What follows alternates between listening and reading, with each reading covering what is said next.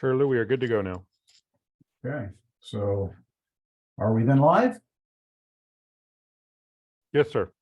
Wonderful. All right, then I will call to order the June 2nd, 2023 meeting of the California Transportation Commission's Road Charge Technical Advisory Committee on Zoom for the very first time.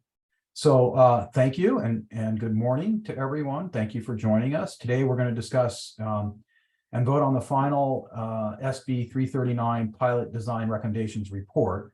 We've previously reviewed and approved the content of that report, but the report itself we haven't actually voted on, so we're going to do that today.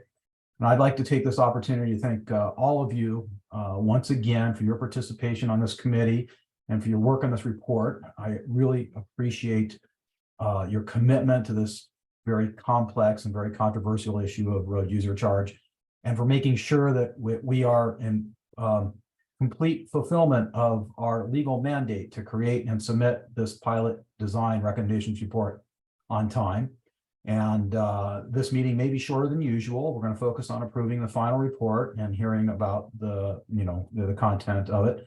The report's due to the California State Transportation Agency on July 1st, and we have every intent to make that deadline. Also, as of July 1st, we are required to meet in person.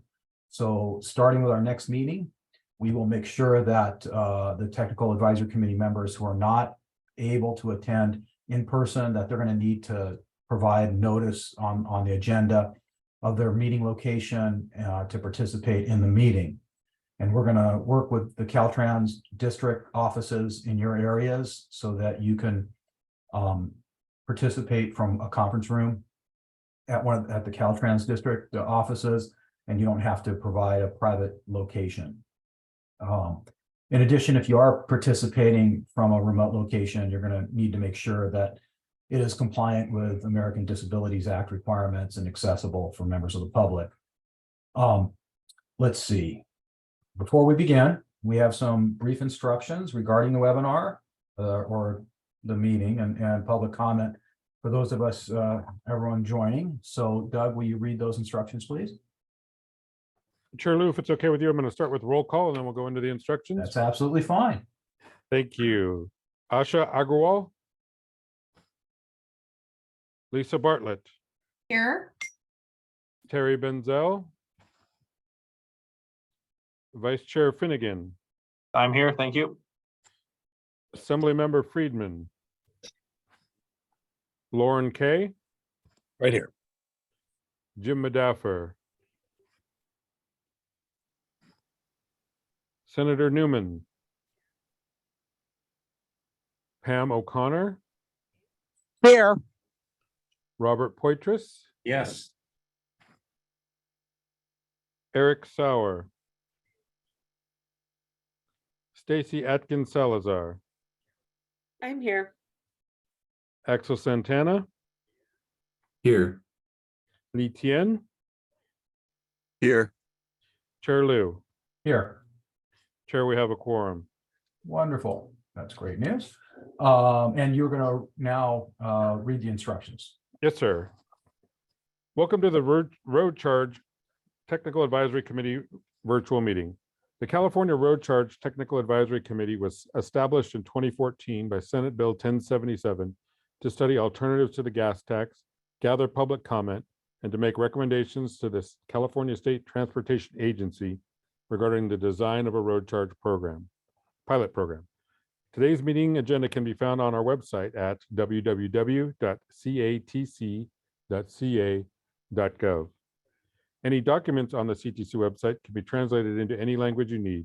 Simply email us at ctc@catc.ca.gov and we have them returned to you as quickly as possible. American Sign Language translation is being provided for this meeting. You should see the translators on your screen. Live closed captioning is also available. Please select the Show Captions tab at the bottom of your screen. There are a number of language options available there to choose from. For our members, should you have any questions or comments during the meeting, please let us know by raising your hand or otherwise get our attention on camera and wait for the chair to call on you. You can also send inquiries and comments through the Questions tab that can be read to the presenters and the audience on your behalf. Please mute your microphone except when you intend to speak to minimize outside noise and feedback. The chair will do his best to call on each of you in turn. We hope that you will turn on your camera while speaking if you have one. And because we do not have a quorum present in person, every vote will need to be a roll call vote. For our presenters, if you're on the agenda to make a presentation, please do your best to be succinct. Please remember to speak at a steady pace to allow our translating service adequate time for accurate translations. We hope that you will also turn on your camera during your presentation if you have one. For the members of the public, we welcome comments from the public as part of each item at this meeting. You should see the webinar control panel, likely located on the bottom of your screen. There you will find the raise hand and Q&A buttons. We encourage you to use the raise hand feature as soon as we reach the item to give the system time to acknowledge you. Committee staff will let you know when it's your turn to make a comment. Alternately, you may use the Q&A button to submit your comment. Committee staff will read the comment on your behalf. As a reminder, each registered attendee is provided a unique link and phone number to access the webinar. These should not be shared with other participants, as this can create confusion for staff when making comments. Please do your best to be concise. Please make sure that your comments add new information. If you agree with the comments of a previous speaker, simply make that statement. Please remember to speak at a steady pace to allow our translating service adequate time for accurate translations. And we ask that you make your point in 3 minutes or less. If for some reason we have many speakers on any single topic, we reserve the right to limit comments to 1 minute if needed. Thank you for joining us today. Thank you, Chair Liu. Thank you, Doug. I saw that Lee had a question in the chat about when our next meeting will be. And Hannah, I don't remember if I have that on my calendar. Do we have that?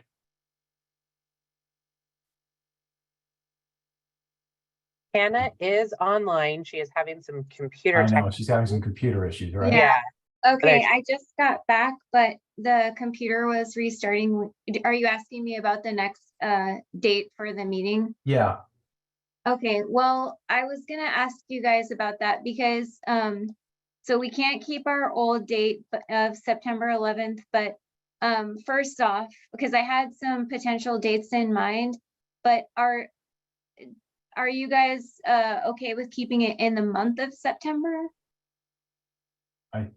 I would, depends on the day, but yes, I remember now that on September 11th, we have a conflict with a tri-state meeting of the committee. That's right. Yeah. So I guess I was gonna see if any of the Fridays in September would work for this group, but I have to, if you guys are okay with that general idea, then I can work with Doug because Doug manages our commission calendar of all of our events, and I'll email some potential dates out to you all, and then you can tell me of those which ones work best for you. How does that sound? Okay, I can tell you that the 8th is very likely to be bad for me. Okay.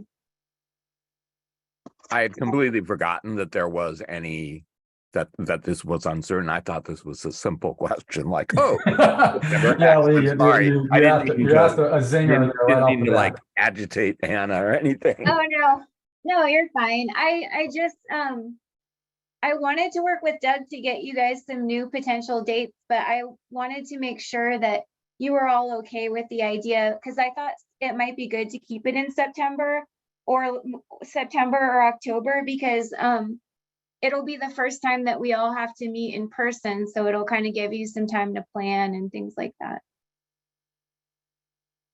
And I think So- it would be good. I think it would be good if you can maybe do a poll of people's availability, because even checking the CTC calendar isn't going to be covering everybody. And again, not that everybody has to be able to make it, but it'd be, especially advanced planning, it'd be great to get the date that works for the most.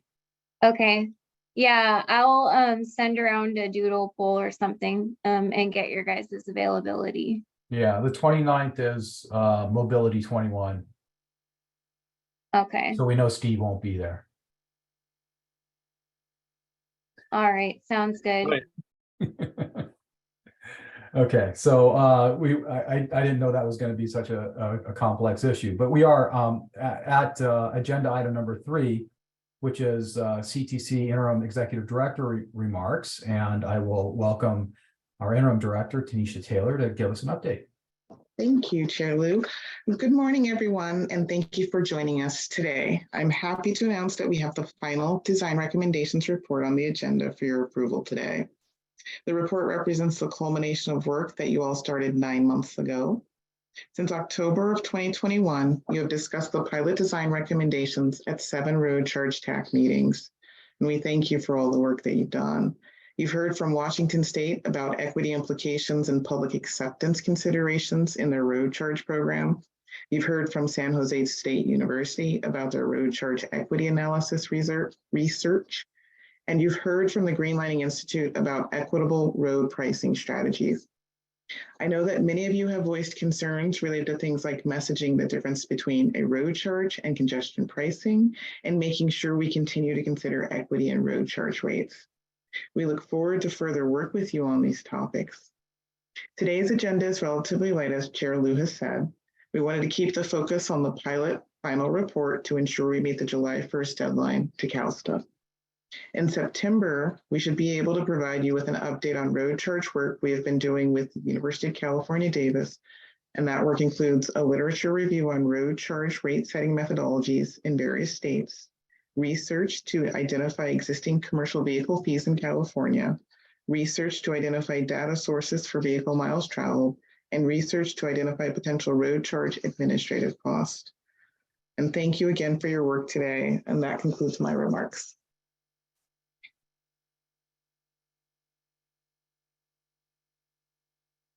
Commissioner Liu. Any you are- questions or comments for Tanisha from anyone? Members of the public? Thank you, Tanisha. Thank you. Okay, we'll move on to agenda item number 4, which is consideration and approval of the minutes from our February 24th, 2023 TAC meeting. I believe that's right. Or is it the April 28th? April 28th. It must have been April 28th. I knew it was after February. The headline I have here, Hannah, is a little off, but that's okay. Let's consider the sorry about that. meeting minutes. Before we do, I think we had some action items that Hannah's going to review. Right, the action items from the last meeting were to send the TAC members links to the road charge presentations from MPOs about how MPOs are planning for road charge in their regional transportation plans, and from the last joint meeting. And so I sent those out to y'all. And then I also committed to working with Caltrans to see if there's any kind of set aside or thinking that we need to do around costs associated with maintaining privacy and security when we're thinking about administrative costs in a road charge. So I talked to Lauren Perhota about that, and we might follow up with you, Chair Lou, to see if make sure we understand your thought well, but we're thinking about that. And then and the UC Davis team is actually gonna look into like what road charge admin costs could look like for us, so we can mention that to them. And then I actually just sent around before this meeting a paper from Dr. Agarwal and some of her colleagues that seems really good. It lays out different potential rate structures for road charge rates and talks about different ways you could structure a rate and different things that how you could structure it based on trying to meet different goals you may have, like policy goals. So it seems really interesting that they're sending it around for peer review and they're looking for comments by July 3rd. So I said that in my email, but if you want to review that draft and then get comments back to her, I think that would be great. And it should be really helpful to inform our future conversations about road charge rates. So just wanted to add that in. Oh, and Axel Santana asked that I would share climate plans, road charge equity research with you all. And I will do that, but I can't find the link to that work. So I'm working on getting that, but once I have it, I will send it to you. And Axel, if you have it handy, you can post it in the chat. Okay. Yeah, I am also working to get the most updated version from Naila at Climate Plan. So it's going to be a minute. Okay, great. Thank you. Thanks, Axel. Is that all the action items in here? Yes. Okay, wonderful. Do we have any comments, public comments, member comments? Not seeing any public comments. Okay, thank you, Doug. I will entertain a motion to approve the minutes from April 28th. This Pam O'Connor, I'll move that we approve the minutes. And Bartlett, Steve second. Finnegan second, or others.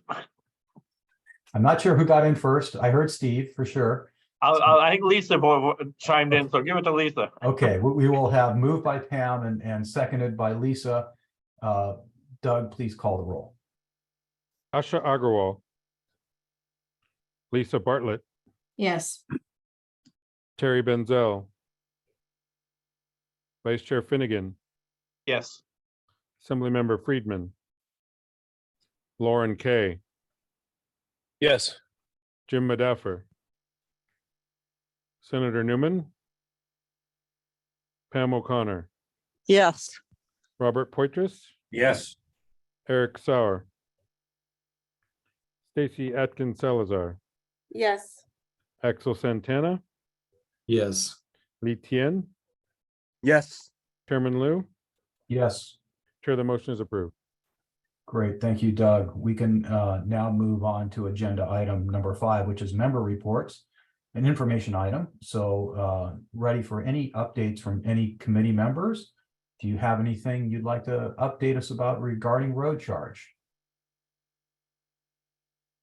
Go ahead, Steve. Chair, I have just a quick update. Starting tomorrow and really on Sunday, the National Conference of State Legislatures is having a special meeting on road charges across the country. And I will be participating in that. AAA National is one of the sort of partner organizations with that effort.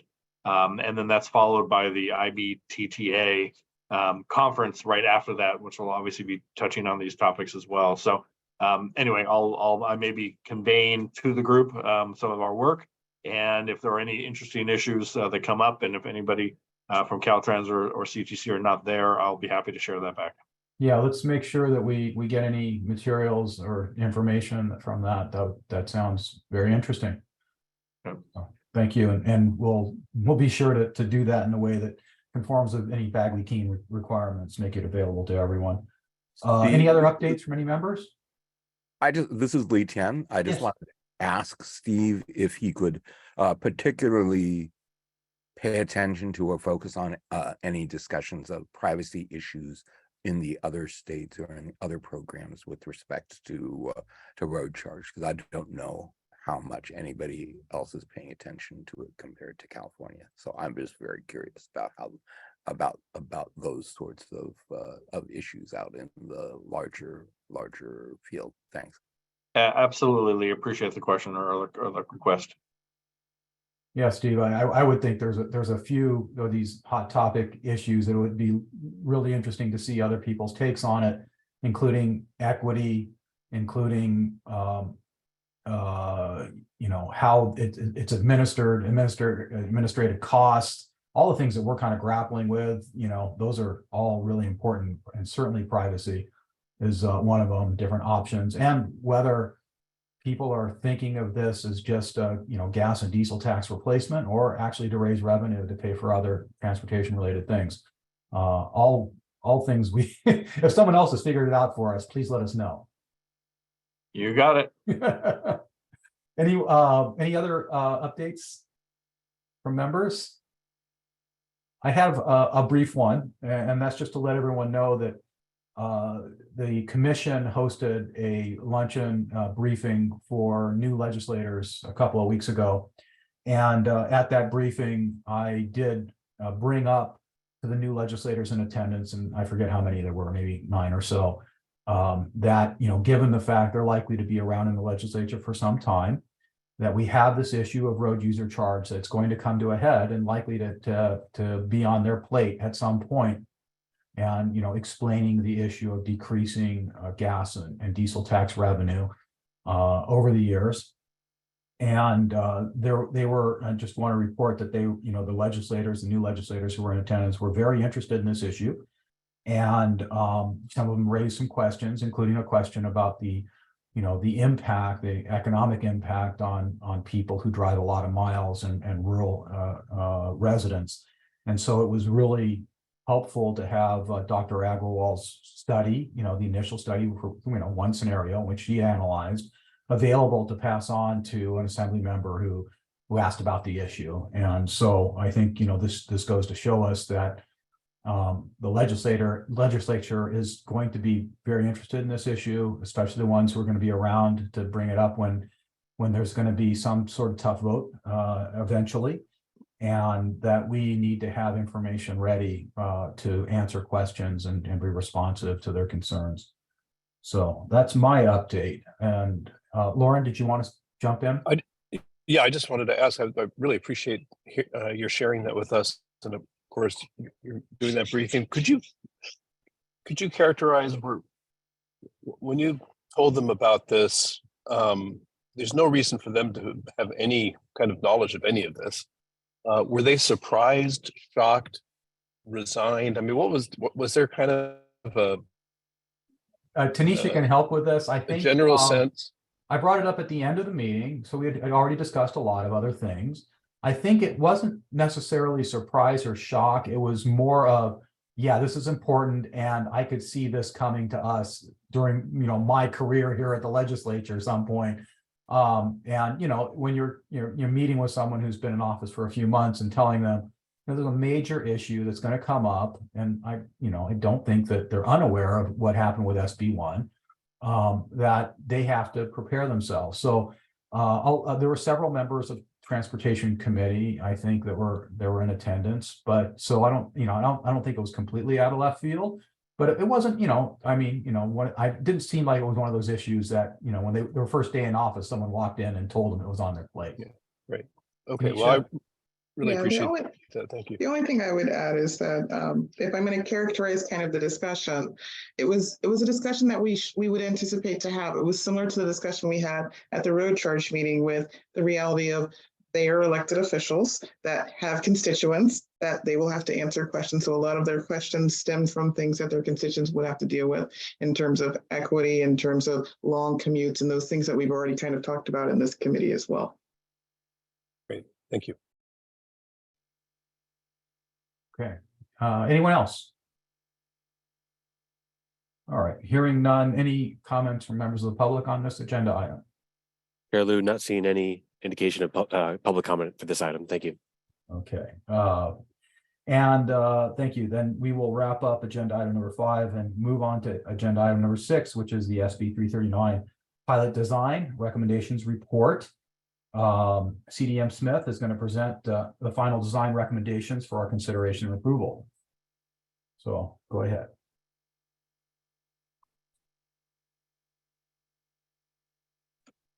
Okay, good morning, Chair Lou and members. I believe there is a presentation. Hannah, do you need me to share that, or is that queued up on your end? I have it open if you need me to. Brandy has it, and it's on the screen, the first. Okay, great. Sorry, I just can't see all the screens at once. There we go.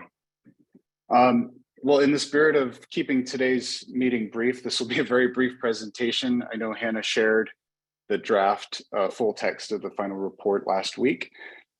So we just wanted to quickly run through the table of contents and point out a couple of important aspects regarding the evaluation criteria. So next slide, please.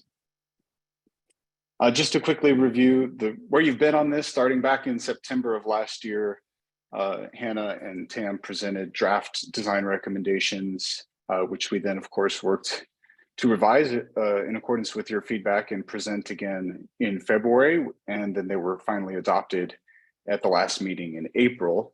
Hannah subsequently presented those design recommendations and road charge rates for the pilot to the full commission last month. And we're here today to finalize the report, which will be transmitted over to CalSTA by the end of the month, no later than July 1st.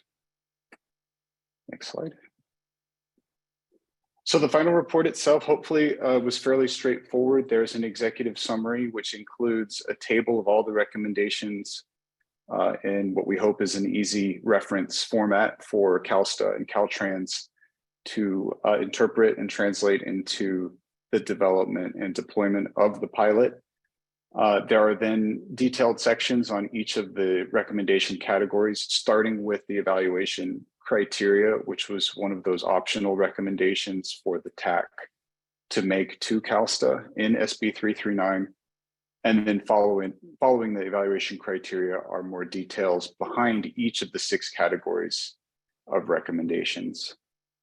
We offer 2 appendices to the report. The first one deals with privacy. It includes the updated text of the pilot participant privacy policy that incorporated all of the edits and changes that you all previously adopted, which included feedback from members, including Li Tian, as well as others, as well as the privacy and data security recommendations that the TAC had developed in September of 2021.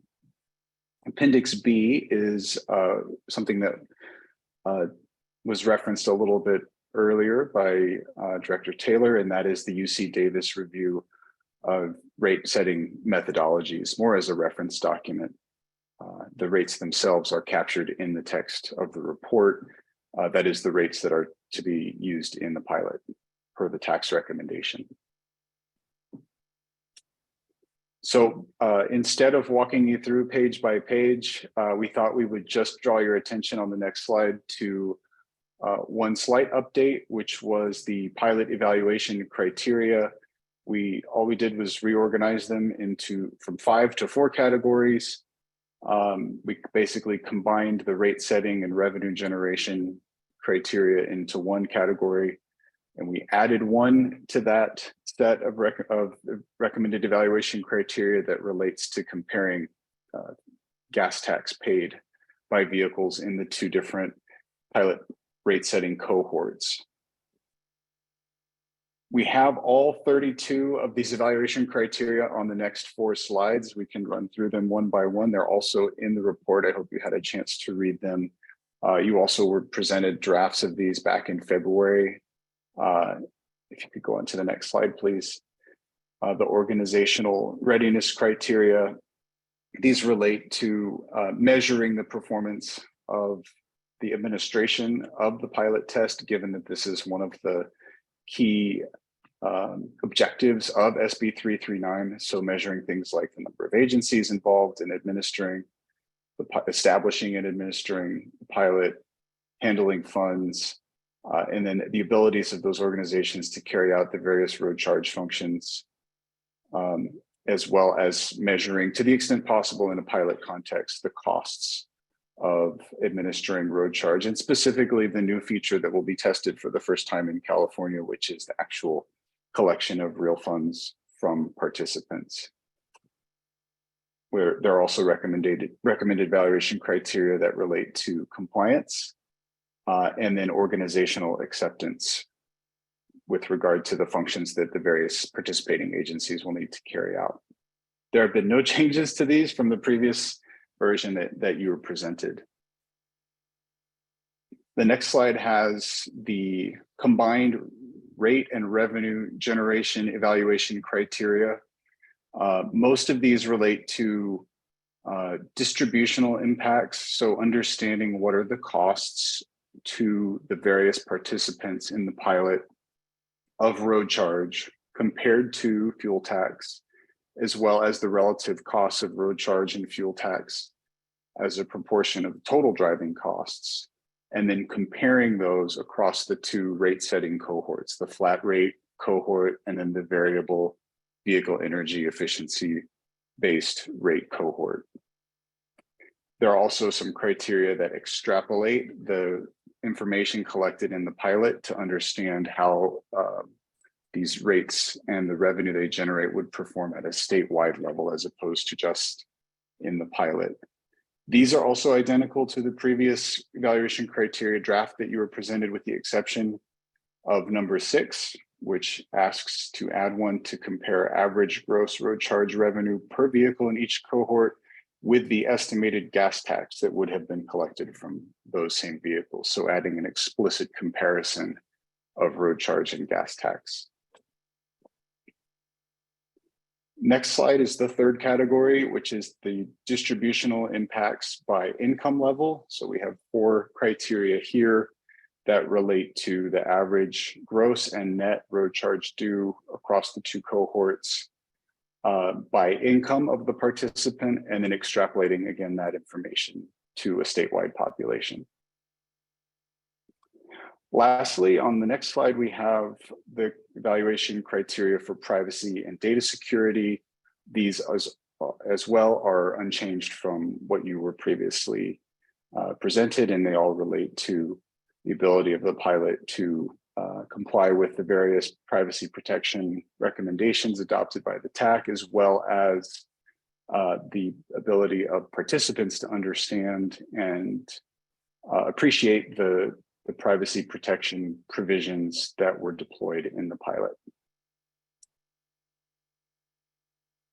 With that, I believe we have one final slide that talks about next steps. I understand this is an action item. We have received a couple of pieces of feedback, some editorial changes, including a misattribution. Apologies, Lauren, on the organization names in the roster. We'll make sure to make all those cleanup items. We have a little bit of formatting to do. Chair Liu, we had a comment from you on incorporating a reference to the tax appreciation of the need for equity and income considerations, despite the fact that there is not an explicit recommendation to include income-based discounts in the pilot. And we'll, I believe, Hannah, correct me if I'm wrong, but we'll certainly be taking any comments and edits throughout the course of the day today, with an intent to begin finalizing the report early next week so that we can have a final draft ready to submit to CalSTA before the June 30th deadline. Yeah, Travis, thank you. I just want to clarify that my comment was based on when those of you who were in attendance can remember that Greenlining did a presentation to us on their equity considerations and then, you know, their request that we consider a tiered rate based off drivers' ability to pay, and that the committee considered that recommendation, but quickly came to the conclusion that in this small pilot project that would be impossible or very burdensome, you know, having to verify people's income and things like that to do it, but that it is an important issue and that we recognize that and would, you know, like it to be considered in the future. So there's going to be some language, maybe a couple sentences or so that Travis is going to stick in the final report with regard to that. And I think that's consistent with what we discussed. Lee? Good. Okay. Lauren, I'll get you after Lee, okay? Yeah, hi. I wanted to make sure I could go ahead and either still submit a comment or say something or ask a question of Travis right now. Is that possible? Sure, absolutely. So the question I have is that I was looking at the Appendix A and the privacy and data security recommendations, and I did not, and part of it is like, I'm an old person, I have a crappy memory, but I do not completely understand number 16, and because I'm not recalling our discussion of requiring the state to make the PI available to the third parties. And so what I was trying to understand here was that number 16 in the privacy stuff is still subject to the 30-day destruction requirements in recommendation 9. And I was just trying to figure out who those, to make sure that there were use limits within the context of the pilot, so that let's say a public agency or a third party receives data during the pilot in order to provide services to support the pilot, but during the pendency of the pilot, they would still only be able to use it for the pilot, and they would be disposing of it afterwards, because the way that 16 is written, it is only about the delivery or transmission of the data to the third parties and public agencies. It's saying that we give them the information limited by the necessity to perform the functions of the pilot, but it doesn't specifically say they can't use it for all sorts of other things. So that's what I wanted to sort of clarify and wonder what Yeah, that actually said. we certainly had that conversation, Lee. I remember us having that conversation. I think we had unanimity that would be what we would want to protect privacy. Okay, I just wanted to make sure that Travis, do you think you could add a few words to 16 to Yes. cause that in?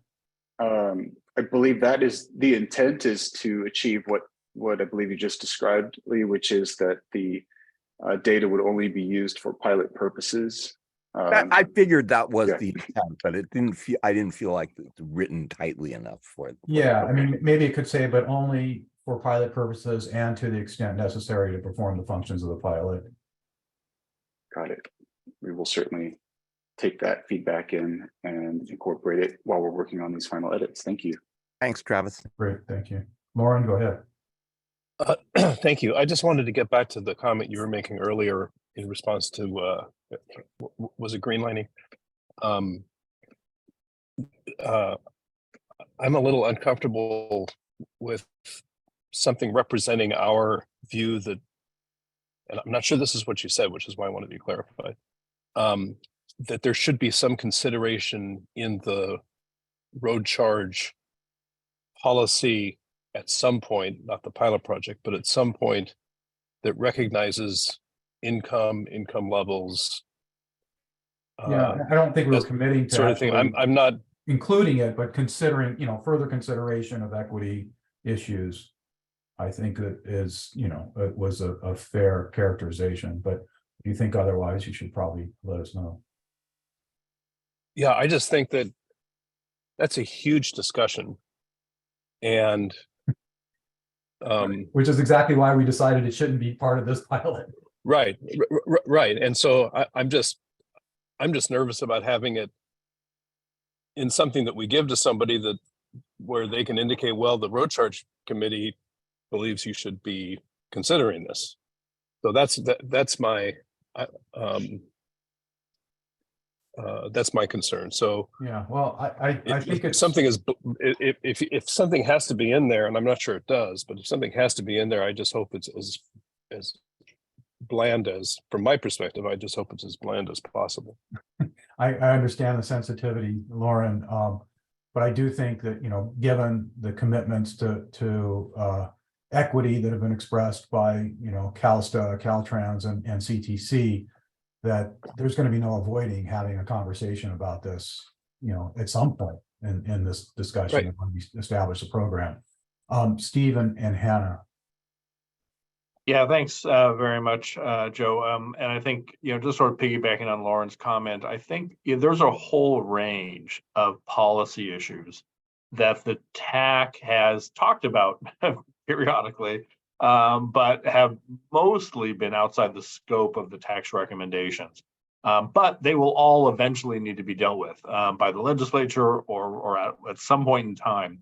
And income impacts is one of them. Public acceptance, how, the report that just came out from OSHA about structures and charging more or less for a whole range of things are policy issues that undoubtedly will be talked about and undoubtedly will be addressed. However, I do agree with Lauren that if we're going to give a tip to the income issue, it really should be in the context of a range of policy issues that at some point need to be addressed. And I'm not at this point, for or against anything necessarily, although I will repeat what I've said since the beginning, is the more complicated we make this and the more, quite frankly, problems we try to solve, the more likely of these solutions will raise up public opposition in the transition from a gas tax to a road charge. Not absent a discussion of the validity or lack of validity of any of those. So I just think I would recommend Chair Lou and to Travis, who's going to be doing some of the fine toothing on the wording, is that it gets set in a broader context of policy issues that need to be addressed at some point. I wouldn't have any problem with that, but Hannah, you had something to add? Yeah, I just wanted to first make clear what we were planning to add to address that issue that you'd brought up. And then just say something about the pilot in general. So what we were planning to say about equity and road charge rates was that the TAC was going to continue to consider this issue, that we're hoping that some of the information that is gathered in the pilot will help us make some, decisions moving forward about things we might want to recommend. And then the statute of the pilot itself actually reads that for the flat per mile rate that we're responsible for, all vehicles in that cohort will be charged the same rate.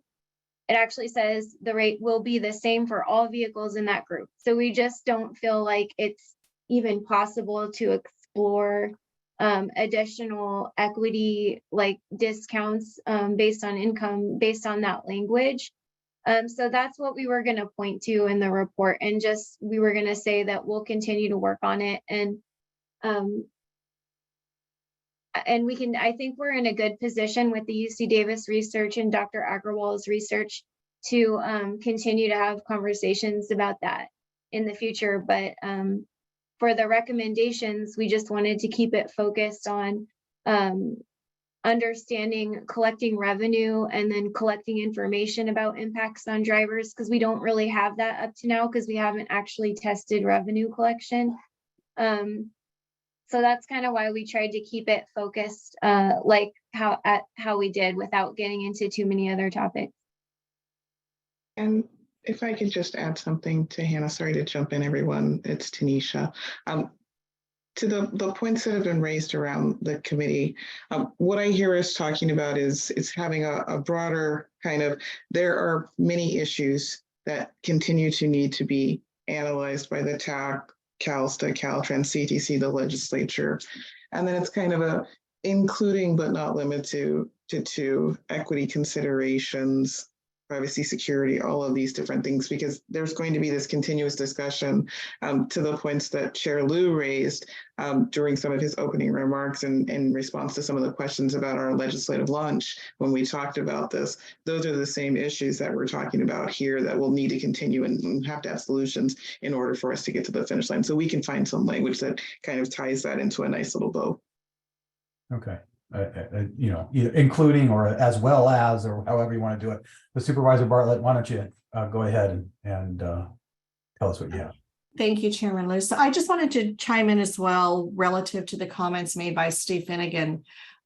Keeping the program as simplistic as possible is going to be our strength. And as much as the TAC can sort of formulate things before it's presented back to the actual policymakers on this, will be a good thing, because we have been working on this literally for years. And you're right about the new legislators, and they're just coming on board as a new legislator, and yet they are the decision-making, body, so to speak. But they're not subject matter experts relative to what we're doing day in and day out on the road charge as a replacement for the gas tax. So to keep it as simple as possible, and also to get as many things accomplished through the TAC as opposed to throwing it off to the legislature. And I'll give you an example, because there are a lot of unintended consequences when things are handed off to bodies that make decisions and they don't realize the unintended consequences. So in Texas, on the toll roads, they thought it would be great to let veterans with their veterans plate drive free on the toll roads. And the legislature said, that's a great idea. And they passed it. And they canceled it after a year because they realized that the vehicles with those veterans plates were being utilized at, 50 times their normal average use on the toll roads because family members and friends, they were all using the cars with the veteran plates to drive free on the toll road. So it was kind of an abuse of the program, and they ended up canceling it after a year. So those kinds of things, and the legislators didn't realize those unintended consequences. They thought it was a great idea, thought it would pass, and it did. And then they realized the problems that ensued from it. This is a statewide program for the replacement of the gas tax. And I know that we're looking at a lot of different options relative to not charging for off-road in the rural areas are one thing. But then when you're talking about, say, large gated communities, and I have a number of those in my district, do they get a credit for driving on those roads where the HOA actually pays for the road maintenance? If we start getting down to a very granular level relative to what we're trying to accomplish, we're going to make it so complicated with fees and credits and charging and not charging on things that the program is going to be such that it'll be a lot of cost to administer it with all the different variables that we're putting into place. So as much as possible, we need to really drill down, simplify things. And if some fine tuning needs to be done after a real program goes into effect, that can be done. But right now, if we're trying to look and cover every little base and credits and based on income for this and based on, you know, private roads and rural areas, the major things we should tackle, fine tuning it down to a granular level, I think is going to be hugely problematic. So I just wanted to continue to emphasize that point. Thank you. Thank you. Do we have any other comments or recommendations? Travis, do you feel like you've got what you need to make those last couple of edits? Yes, we'll be working on that in short order and appreciate all of your input. It's been a pleasure working with you all again. Wish you the best of luck and continued progress on this topic. Okay. Any other comments? We should probably ask, I guess, Doug, for public comment at this point before considering a motion. Chair Lou, we have not received any comments from the public for this item. Thank you. Okay. I think, moving forward, as Tanisha and Travis, I think, mentioned that UC Davis will be doing work on the collection mechanisms and other issues and administrative charges and so forth, and some of the complexities that we're seeming to get into every meeting now, and whether to embrace or avoid them. But in terms of this final report, I think that we are good to go. So I will entertain a motion for approval of the final report so that we can submit it to CalSTA in time.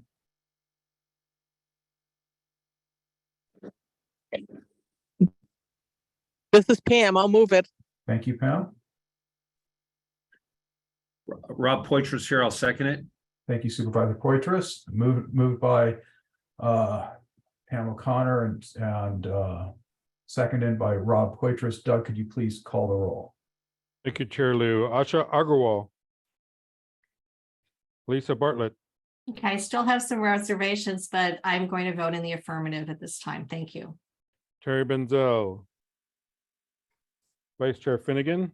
Yes. Assemblymember Friedman. Lauren Kay. Yes. Jim Madaffer. Senator Newman. Pam O'Connor. Yes. Robert Poitras. Yes. Eric Sauer. Stacy Atkins Salazar. Yes. Axel Santana. Yes. Lee Tien. Yes. Chairman Liu. Yes.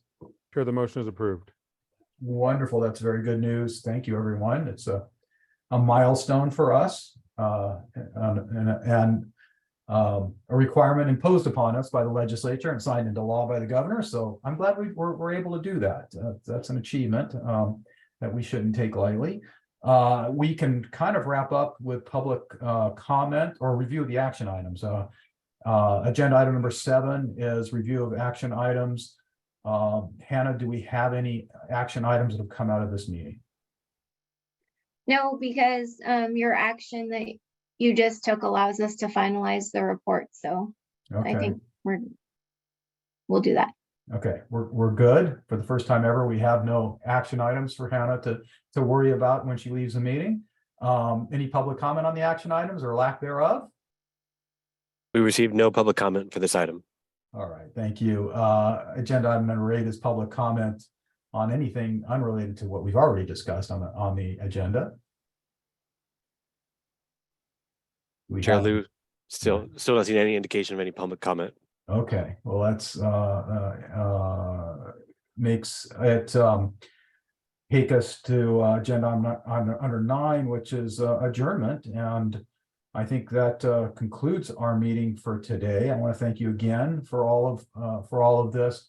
Our next meeting is subject to determination. It looks like it's going to be sometime in September and maybe October.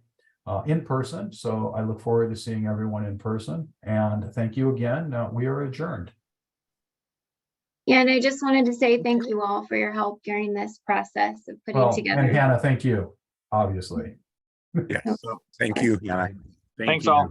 And Travis, Take care. everyone's been very professional. Thank you. Thanks, everyone.